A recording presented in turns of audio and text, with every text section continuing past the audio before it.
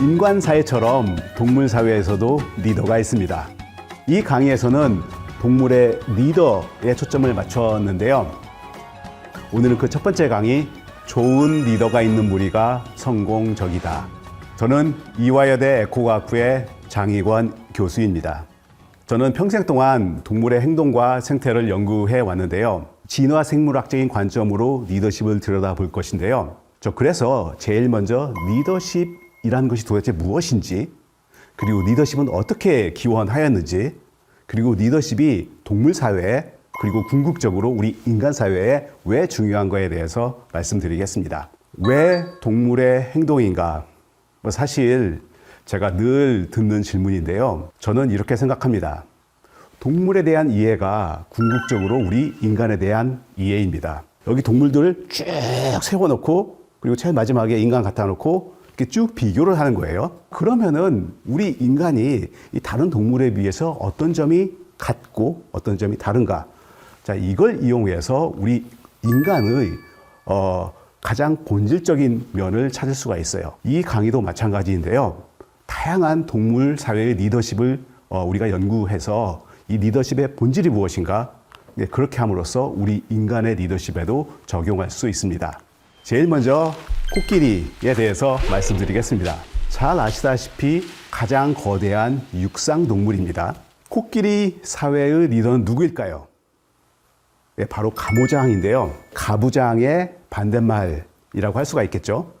그래서 가모장은 이 코끼리 사회에서 가장 나이가 많은 암컷, 보통 한 코끼리가 한 70세 정도 살아요. 우리 사람의 수명과 거의 비슷하다라고 할 수가 있는데요. 보통 가모장은 한 60대 정도가 되어야 될 수 있습니다.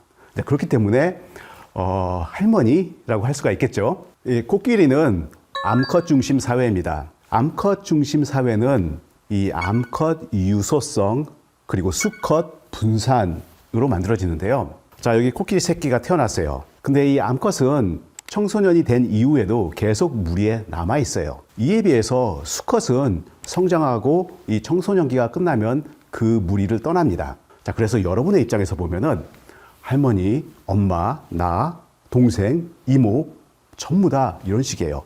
가까운 혈연입니다.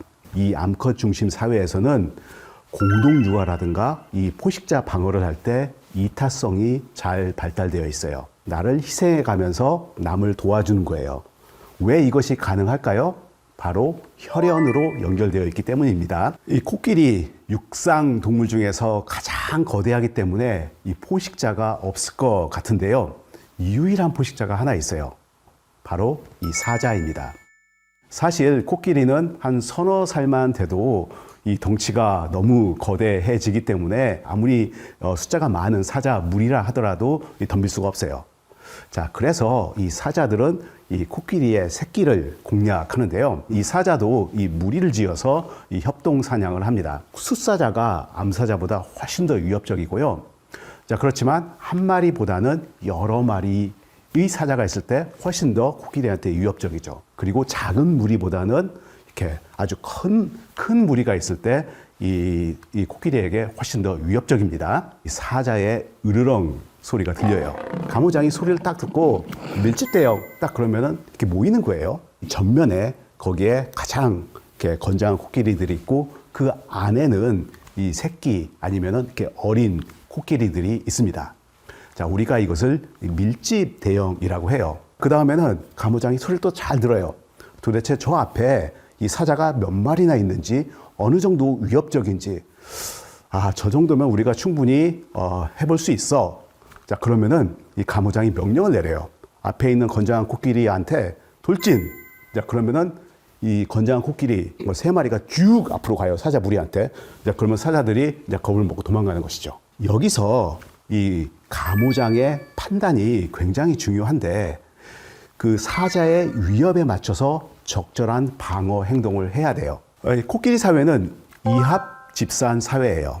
시간과 장소에 따라서 무리의 크기가 바뀝니다. 그래서 아침에는 한 20마리 정도 있었는데 오후에는 한 거의 100여 마리, 그 다음에 저녁 때쯤 되면은 한 대여섯 마리 정도로 이제 이렇게 시간과 장소에 따라서 크기가 계속 바뀌어요. 내 필요에 의해서 언제든지 무리를 벗어날 수가 있어요. 가모장이 너는 여기 있어야 돼 이렇게 명령을 내리는 것이 아니에요. 다시 말해서 이 코끼리 구성원들이 자발적으로 여기에 남아있기 때문에, 이 무리에 남아있기 때문에 이 무리가 유지가 되는 거예요. 케냐의 암보셀리 국립공원. 자, 이 국립공원에는 이 코끼리가 약 한 1,500마리, 약 58개 무리에 1,500마리가 살고 있습니다. 그리고 이 각 무리마다 이 가모장이 있습니다. 그런데 가모장의 나이가 다 달라요. 이 가모장 무리 중에서 누가 가장 성공적일까? 여기서 말하는 성공적은 그 무리가 번성하는 것입니다. 새끼가 많이 태어나고 잘 성장하고, 자, 이것을 우리가 성공적이라고 하는데요.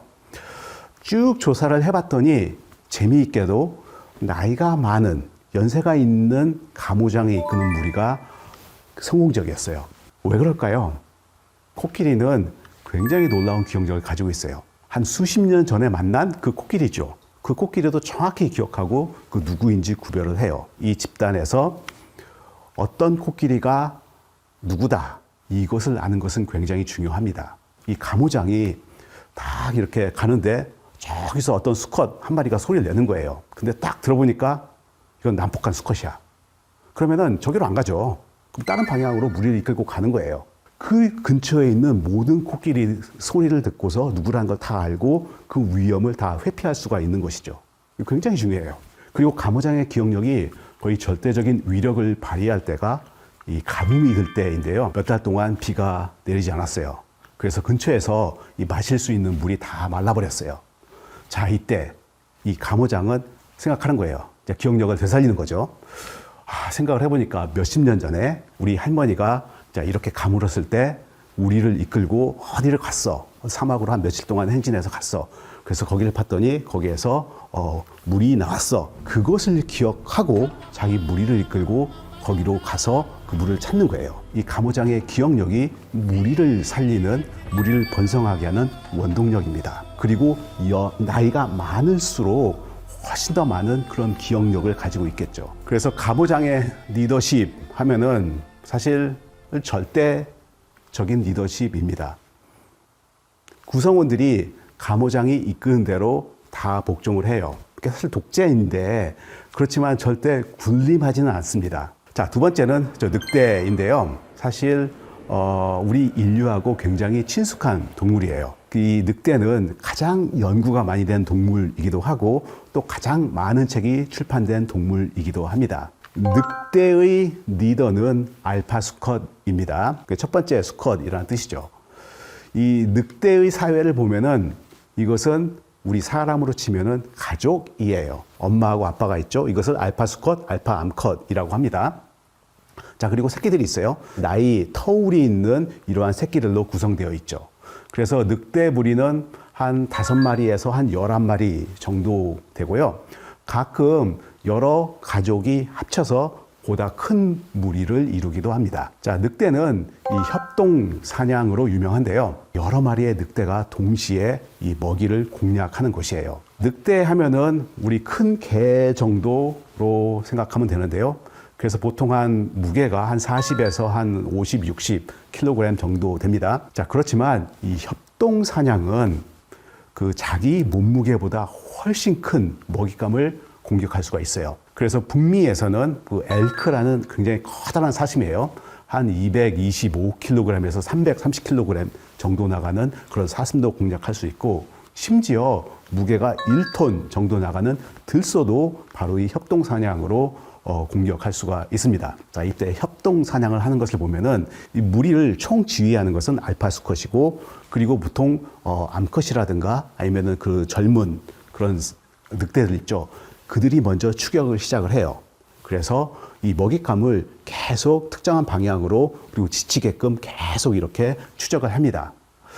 그런 다음에 이 먹잇감을 쓰러뜨리는데요. 궁극적으로 먹잇감에 이 목숨을 빼앗는 것은, 죽이는 것은 바로 이 알파 수컷의 몫이에요. 이 젊은 이 늑대들은 정확히 그것을 할 줄 몰라요. 이 늑대 수컷만이 이렇게 치명적으로 먹잇감을 단순에 제압할 수 있는 그런 능력을 가지고 있습니다. 그래서 이 알파 수컷의 능력에 따라서 이 사냥에 성공하기도 하고 그렇지 못하기도 하죠. 이 알파 수컷이 정말로 중요할 때가 있는데요. 바로 영역 싸움을 할 때예요. 사실 늑대는 우리 인간에 의한 그러한 밀렵이 아니라면은 거의 대부분 다른 늑대하고 싸우다가 죽는 경우가 많이 있어요. 그것이 바로 이게 영역 싸움인데요. 외부 아니면은 이웃하는 늑대가 오면은 자기 영역을 지키는 것이에요. 이 늑대의 영역 싸움을 보면은 우리 인간의 종족 전쟁하고 비슷해요. 이 목표가 이 상대방의 알파 수컷으로 집중되어 있어요. 다시 말해서 우리의 알파 수컷을 지키고 그리고 상대방의 알파 수컷을 쓰러뜨리면은 이기는 것이에요. 그렇지만 이 알파 수컷을 보면은 특히 이 가족한테, 이 새끼들한테 굉장히 자상함을 알 수가 있어요. 그래서 이렇게 사냥을 했다. 자, 그러면은 뭐 새끼들이 먼저 먹도록 배려를 해준다던가 또 이 새끼들하고 잘 놀아줍니다. 그게 무슨 대수야. 뭐 이렇게 말씀하시는 분들도 계실 텐데요. 이게 굉장히 중요해요. 이 새끼들은 이 놀이를 통해서 늑대 사회에서 나의 위치가 어느 정도인지 그것을 맛보게 되거든요. 그래서 막 늑대 새끼들이 막 아빠를 가지고 놀죠. 공격하죠. 자, 그러면은 이 알파 수컷이 적당히 이렇게 새끼들하고 이렇게 힘을 겨루다가 이렇게 들어 누워요. 자, 그러면은 새끼들이 막 배에 올라타서 막 이겼다고 막 그러죠. 우리 인간의 아빠하고 애들하고 노는 거랑 똑같습니다. 자, 그러면은 그 순간 이 새끼들이 어떤 승리의 그런 기쁨, 이것을 맛본 그런 새끼들은 이 다음에 커서 알파 수컷이 될 수가 있는 거예요. 그렇지 못하고 그런 경험을 한 번도 해보지 못한 그런 새끼들은 이 알파 수컷이 되기가 쉽지가 않은 것이죠. 강함은 인상을 남긴다. 하지만 우리가 기억하는 것은 친절합니다. 소리와 몸짓이라는 책인데요. 이 책을 읽으면서 가장 좋아하는 문구였어요. 알파 늑대가 이 새끼들한테 하는 것을 보면은 바로 그 친절함이고 그리고 그 친절함이 아주 강건한 2세 늑대를 만듭니다. 지금까지 우리 코끼리하고 그 늑대 사회, 그 리더들에 대해서 공부를 했는데요. 잘 보면 한 가지 공통점이 있죠. 무리를 위해서 굉장히 헌신적이에요. 왜 코끼리 가모장은 늑대의 알파 수컷은 헌신적일까요? 그거 당연한 거 아니에요? 내 손주인데, 예? 내 자식인데, 그렇게 헌신하는 것은 당연한 거 아닌가요? 이렇게 대답하실 수 있는데요. 진화생물학은 이렇게 당연한 질문을 합니다. 왜 이 가모장이 자기 손주에 대해서 헌신적일까? 자, 이것을 크게 근접 원인 어떻게라는 질문이에요.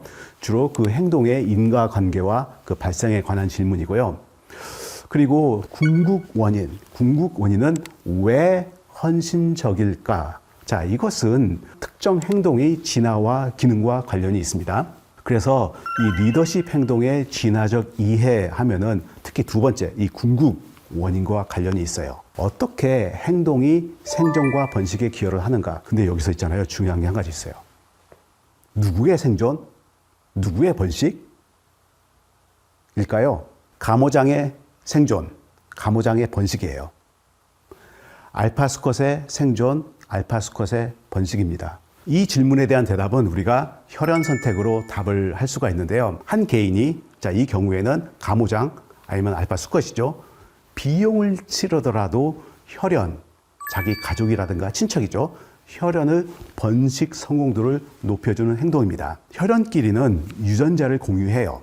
지금 여기 가모장이 있죠. 여기 지라는 유전자라고 하죠. 자, 손주도 다 그런 지를 가지고 있습니다. 딸의 자식, 아니면 조카의 자식이죠. 그렇지만 일부분의 유전자를 지금 공유하고 있고, 이 가모장이 헌신적으로 행동하면, 그러면은 이 손주가 잘 되죠. 그러면은 그 지라는 유전자를 가지고 있는 이런 손주가 잘 생존하게 되고, 번식을 하게 되고, 그렇게 되면은 궁극적으로 바로 이 가모장이 그런 유전적인 이익을 얻을 수가 있습니다. 자, 그래서 이 가모장이 이런 손주를 위해서 아니면은 이 알파 수컷이 이 자식들을 위해서 헌신적으로 행동할 이유가 분명히 있죠. 바로 간접적인 유전적 이익을 얻기 위해서입니다. 예, 오늘 그 첫 번째 강의에서 이 코끼리 사회 그리고 늑대 사회에 대해서 알아보았는데요. 이 마지막으로 한 가지 질문을 던지고 싶어요. 왜 리더가 필요한가? 우리 두 사회의 예에서 봤듯이 좋은 리더가 이끄는 무리가 궁극적으로 번성합니다. 그리고 사실 이 다음이 더 중요한데요. 조금 현찮은 리더가 있더라도 그 리더가 없는 무리보다도 훨씬 더 성공적이에요. 왜 이렇게 리더가 있는 것이 중요할까요? 자, 이것을 우리가 이 다음 강의를 통해서 더 자세히 알아보겠습니다.